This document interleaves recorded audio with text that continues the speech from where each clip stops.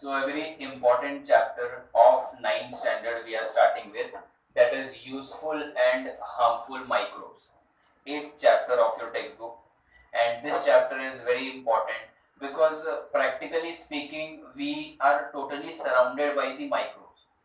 Micro organism से हम surrounded है, बट वो हमारे लाइफ में क्या रोल प्ले करते हैं, हमारे लिए यूजफुल है या हार्मफुल है, क्या इनका हमारे लाइफ में रोल्स है, रिस्पॉन्सिबिलिटीज है, वो समझना जरूरी है. For example right now we are fighting with corona.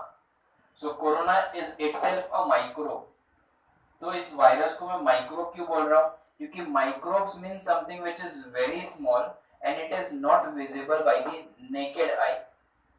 यानी कि ऐसे आंख से विजिबल नहीं है. जब तक माइक्रोस्कोप ना लगाओ तब तक वो नहीं दिखेगा. So microbes means those things which are not visible with the naked eyes. तो कोरोना भी ऐसा ही है that we are fighting right now. So it's like we are totally surrounded by the organisms. कभी कोरोना डैमेज कर रहा है हम लोग को, sometimes some fungus is damaging us, sometimes some other bacteria are damaging us. तो harmful तो हमको मालूम है कि बैक्टीरियाज, वायरसेस जो है, फंगस जो है, स्पोर्स होते हैं, ये सारे के सारे they are harmful to us. But we have to understand one thing, there are many microbes which are also very useful to us, जो हमारे लिए बहुत काम के हैं. So that is why this chapter we should understand. We have some microbes which are very useful to us. Useful means उसके बिना हमारा लाइफ डिफिकल्ट हो जाएगा, इतना इंपॉर्टेंट वो माइक्रोब्स है. And then definitely the harmful microbes, यानी कि जिससे कुछ ना कुछ बीमारियां होगी. So this chapter is all about छोटे छोटे जानवर, जिसको मैं बोलता हूँ माइक्रोब्स. सो दो small elements which are not even visible, they play a very important role in our life. So let us understand something about some useful micro organisms. पहले हम समझते हैं कि जो यूजफुल माइक्रो ऑर्गेनिजम्स है उनका हमारी लाइफ में क्या रोल है. एक सबसे इंपॉर्टेंट जो मैं माइक्रोब्स का नाम देता हूं, that is nothing but lactobacilli. And because this is the first part of your chapter also, lactobacilli. अब मैं तुम लोग को इसमें ये बता दूं, this has got two name. It is made out of two name, lacto and bacilli. दो चीजों को जोड़ के बना है, जो मैं अभी तोड़ दिया मैंने, और मैं बताता हूं कि इसका एक्चुअली मीनिंग क्या होता है. सो बैसिलाई मींस बैक्टीरिया. बैसिलाई यानी क्या हो जाएगा? बैक्टीरिया. साइंटिफिक नेम है उसका. बैसिलाई मतलब bacteria. And lacto is nothing but the lactose. Lacto का मतलब क्या हो जाएगा? लैक्टोज. और लैक्टोज क्या होता है? This is also called as milk sugar. यानी कि इसको हम क्या बोलेंगे? Lactose is nothing but milk sugar. So why am I calling this as milk sugar? Because this is present in milk. And sugar का एक, आज से तुम लोग एक बात याद रखो, all the sugar is not sweet to taste. यानी जितने भी शुगर है सारे स्वीट होते हैं ऐसा जरूरी नहीं है. सिंपल एग्जांपल है जैसे lactose. We know one sugar which is sweet to taste and that is glucose. So glucose जो होता है दैट इज अ शुगर जो स्वीट टू टेस्ट होता है. बट बहुत सारे शुगर होते हैं जो स्वीट नहीं होते हैं टेस्ट में, but still we call them as sugar.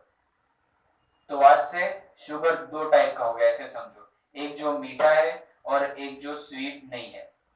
So this lactose is also a sugar which is present in milk and it is not sweet. इसके लिए दूध मीठा नहीं लगता है, उसमें शक्कर डालना पड़ता है. So we are not understanding about glucose. This part is not for us right now. What we have to understand is about the lactose. तो मैंने बोला कि लैक्टोज एक शुगर है जो मिल्क में प्रेजेंट रहता है. So remember like this, milk में प्रोटीन्स है, मिल्क में फैट है, उसी तरह मिल्क में ये शुगर भी है, कैल्शियम है. सो इस तरीके से मिल्क इज वेरी न्यूट्रिशियस. तो लैक्टोबैसिलाई, इसका मीनिंग क्या होगा? एक ऐसा बैक्टीरिया है जो लैक्टोज के साथ कुछ तो करता रहेगा. ओके, जैसे कि मैं बोलूं कि अगर कोई बैक्टीरिया लैक्टोज को तोड़ रहा है तो उसका नाम मैं लैक्टो से जोड़ दूंगा. So this bacteria actually breaks the sugar. तो मैं ये बोलता हूं कि लैक्टोबैसिलाई क्या करता है, lactobacilli it breaks the lactose, lactose को तोड़ता है और क्या बना के देता है, lactic acid. So I hope you are understood कि लैक्टोबैसिलाई कौन है. Lactobacilli is a bacteria which breaks the lactose present in the milk और उसको तोड़ के क्या बना रहा है, lactic acid. So this is the procedure which is done by lactobacilli. अभी मैं समझाऊंगा कि इसको हमको डिस्कस करने की क्या जरूरत है. So understand one thing, ये लैक्टोज जब लैक्टिक एसिड बनेगा, इस प्रोसेस को हम क्या बोलते हैं, तो this process we called as fermentation. इसको सिंपली मैं क्या बोल दूंगा, fermentation. Okay, just a term that I am giving right now. So lactose is broken down into lactic acid. The lactose is broken into lactic acid.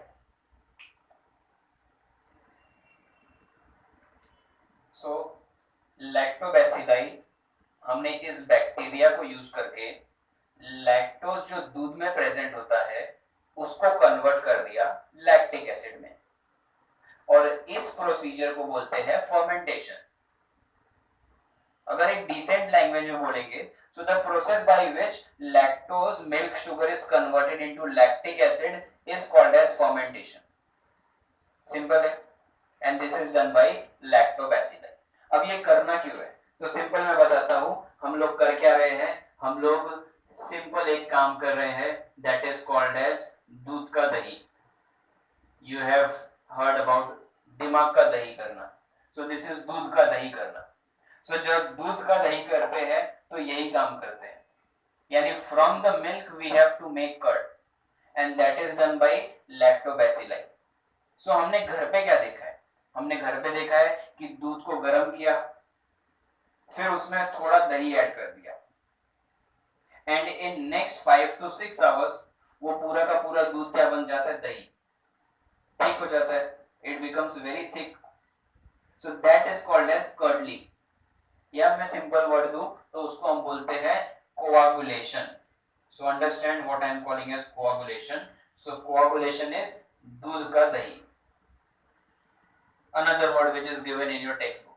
So coagulation मतलब एक साथ जमना. दूध जो था वो लिक्विड था, पर दही सेमी सॉलिड है, और आई कैन से सॉलिड है. So the milk has got coagulated, coagulation हो गया दूध का. So this is the process of formation of curd. और एक जो बहुत इंपॉर्टेंट बात मैं बता रहा हूं, याद रखना है कि जब लैक्टिक एसिड अगर बन रहा है, and we know acids are sour to taste, acid खट्टा होता है टेस्ट करने के लिए, और इसीलिए दही भी थोड़ा खट्टा होता है.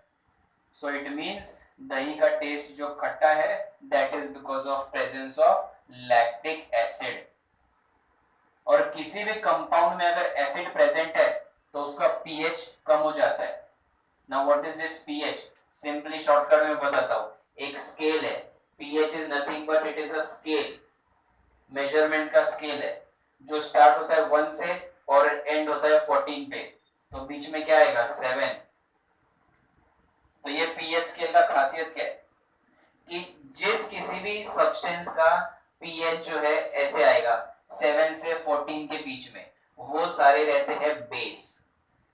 और जिस किसी का भी pH 1 2 3 4 5 6 मतलब 7 के पहले आएगा, अगर किसी का pH 5 है तो वो क्या हो जाएगा, एसिड. और अगर किसी का pH 9 है तो वो क्या रहेगा, बेस. यानी 1 से 14 का स्केल है ये, 7 इज द मिड पॉइंट. तो 7 पे जो रहेगा वो न्यूट्रल है, और 7 के पहले वाले एसिड. यहाँ पे लैक्टिक एसिड बन रहा है, मतलब इसका pH क्या होगा, less than 7. So it means, simple में रखता हूं, लैक्टिक एसिड ऐड करने से जो लैक्टोज है वो कन्वर्ट हो गया है लैक्टोबैसिलाई की वजह से, इसको हम बोलते हैं फर्मेंटेशन. अब दूध का दही बन रहा है तो उसको हम बोलेंगे कोआगुलेशन, और पीएच जो है डिक्रीज हो जाता है. सो this is one very important application of lactobacilli, or I can say one very important useful microbe we have studied. कैसे यूजफुल हुआ? Because we know that the curd is better than milk. Why am I saying that? Because it helps in digestion always when you are not keeping well. So you are advised to have curd with the rice and not milk, because milk doesn't get digested easily, but the curd can be. So we are making a substance which is very good for our body, and it's not like we are making only one substance. दूध का दही बनाया तो दही का लस्सी भी बना दिया. Then there are other products like Shrikhand. There are other products. Many products are present. Cheese is there, butter is there, yogurt is there. So all these things, paneer. So for all these things, what we are telling is microbes role करते हैं. अगर ये microbes नहीं होंगे तो ये सब हमको प्रोडक्ट नहीं मिलता. और कब से कर रहे हैं हम लोग? जब हम इन माइक्रोब को जानते भी नहीं थे. Since human civilization has started, दो ही चीज इंसान ने सीखा बनाने के लिए, एक दही और दूसरा alcohol. So two things we know how to make since the human civilization started. So this is one application. I think this paragraph is clear for you. This is your first page of your chapter. That is, what is the role of lactobacilli? If you ask me the other roles, so the lactobacilli is, I told you, it is useful in making of the cheese. It is useful in making of the butter. There are many pickles जो अचार होते हैं. Pickle can be made. Coffee seeds, जो coffee होता है तुम लोग को पता रहेगा, उसको भी फर्मेंट करते हैं. Then cocoa seeds, that is chocolate. So all these things are fermented, kept over a long period of time. Simple बताता हूँ, ये कॉफी और जो चॉकलेट्स होते हैं, they are also like a fruit. ये फ्रूट्स होते हैं, पर उनको हम रख के फर्मेंट करके चॉकलेट और कॉफी बनाते हैं. कैसे हमारा लाल कलर का एप्पल होता है, वैसे रेड कलर का कॉफी सीड भी होता है, पर उसको फर्मेंट करके हमने कॉफी बनाई. So all these fermentations or all these processes done by lactobacilli, और ये सारे हमारे खाने में बहुत important रोल है, and that is why I consider lactobacilli as the best present useful microbe in our body that has been useful for us. So we are done with the lactobacilli. And after this, if you ask me the other applications of lactobacilli, so it's given on your page. On top of the page there is a column which is given which says that the lactobacilli is used for the milk product. ये तो हमने milk product का discussion किया. Then there is apple cider, cocoa, coffee जो मैंने अभी बताया. Also they are used for preparation of leavened fodder. ये word दिया है book में जो मैं तुम लोग को समझाता हूँ. So leavened fodder means चारा. जैसे हमारा गाय भैंस होता है उसको हम चारा डालते हैं, अनाज डालते हैं. So we know that whatever that we are giving to that cattle, it is uncooked, कच्चा खाना है. So it might take time for that cow or buffalo to digest. तो हम क्या करते हैं, उसमें ये कुछ बैक्टीरियाज ऐड कर देते हैं. जो गाय खाने वाला है, जो घास है, उसमें कुछ बैक्टीरिया ऐड कर दिया मैंने, तो क्या किया, फिर जैसे ही वो गाय खाएगा वो इजीली डाइजेस्ट हो जाएगा. तो ऐसा गाय भैंस का चारा जिसमें मैं बैक्टीरिया ऐड कर दे रहा हूँ ताकि डाइजेशन इजी हो जाए, such food is called as leavened fodder. और दूसरी बात क्या है, it is use for treatment of abdominal discomfort. यानी पेट में कुछ गड़बड़ है तो दही खाते हमको पता है, तो उसको हम लोग साइंटिफिकली क्या बोलेंगे, that this is use for the treatment of abdominal discomfort. Also this is use in the production of wine, a form of alcohol. So for the production of wine, other things are also required, but they are also required. मैं ये नहीं बोल रहा हूँ कि wine में खाली यही लगता है, और भी छोटे छोटे माइक्रोब्स हैं, पर ये भी तो एक important रोल प्ले कर रहा है. So this has got a lot of applications.